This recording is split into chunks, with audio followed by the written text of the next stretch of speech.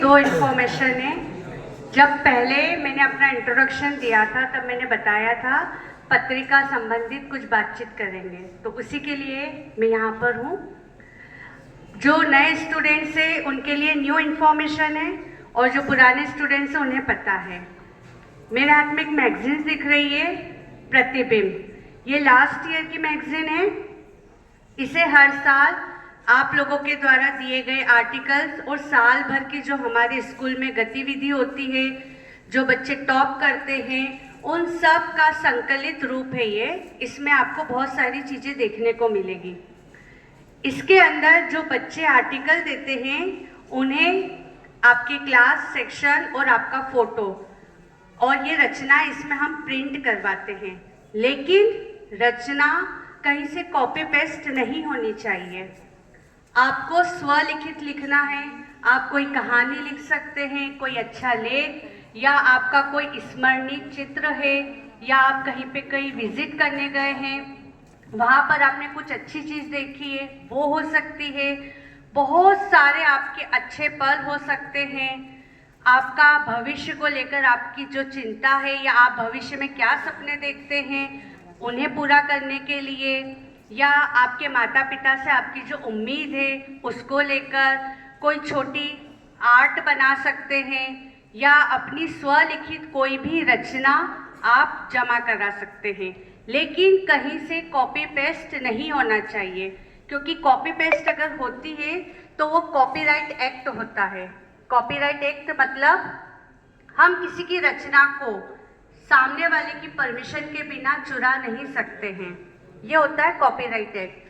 तो आप जो भी रचना देंगे वो कहीं से कॉपी पेस्ट या गूगल के थ्रू या इंस्टा के थ्रू या छोटे छोटे व्हाट्सएप पे कोट्स आते हैं, उस टाइप से नहीं होनी चाहिए।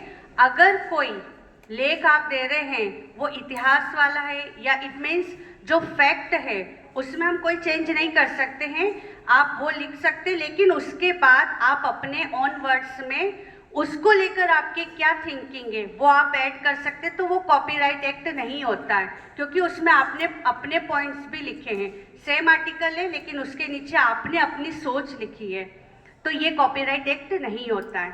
तो इन सब चीज़ों को हम इस पत्रिका, हमारी जो वार्षिक पत्रिका होती है, इसका नाम है प्रतिबिंब। इसके अंदर प्रिंट कराई जाती है और ये सारे लेख आपके फोटो सहित होते हैं और आपको ये दी जाती है। तो इस साल भी हमारे स्कूल की वार्षिक पत्रिका जो प्रतिबिंब है उसको प्रिंट करवाया जाएगा, जिसमें आप सभी बच्चों से ये अपेक्षा की जाती है कि आप अपनी स्वरचित, ठीक है, जैसा अभी मैंने आपको बताया था उसी तरीके से आप अपनी रचनाओं का संकलन मुझे जमा करेंगे। लिखने का तरीका बता देती हूँ। एक ब्लैंक पेपर पे थोड़ी सी मार्जिन की लाइन छोड़ना है और बहुत ब्यूटीफुल हैंडराइटिंग, बिना गलतियों के, ठीक है, उसे आपको लिखना है।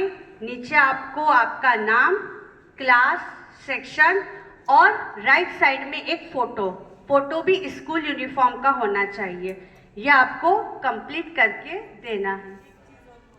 जैसा मैम बता आप लोग देते हैं, आपने मान लीजिए 4 लाइन की कविता लिखी है, तो आप क्या करते हैं, उस प्रॉपर वे में लिखिए, अच्छा सेंटर में लिखिए, उस पूरे कागज का आप उपयोग कर सकते हैं।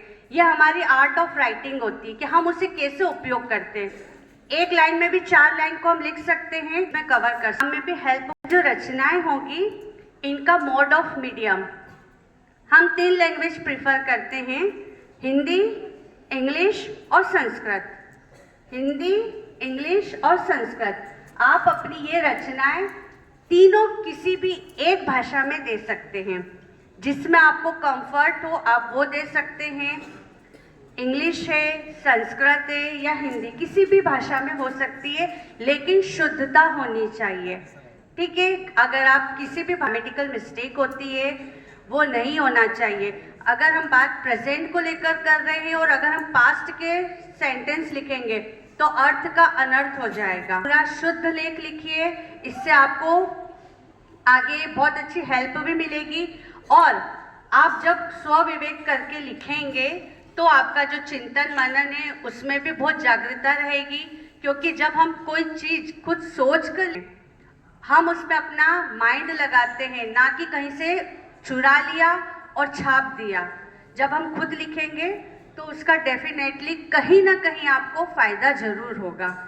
तो आप सबसे उम्मीद की जाएगी कि आप जल्दी से जल्दी अपने आर्टिकल्स मुझे जमा कराएंगे प्रॉपर वे में। इसकी दिनांक आज से चालू हो रही है और 17 सितंबर से ये सारे आर्टिकल्स ले लूँगी। तो आप मुझे कल से स्टार्ट कर सकते हैं। जैसे जैसे आपके होते जाए आप मुझे किसी भी टाइम पर मुझे आप जमा करा देंगे, ठीक है। और बिल्कुल शुद्ध लेख में होना चाहिए और जिस कहीं से अगर कॉपी पे कहीं से पढ़ सके, क्योंकि अगर पढ़ने में ही नहीं आएगी तो आप क्या कहना चाह रहे हैं, आपने क्या लिखा है, कुछ भी समझ में नहीं आएगा। तो उसे बहुत शुद्ध तरीके से लिखना है, ठीक है। सभी को क्लियर है? आप सभी के सेकंड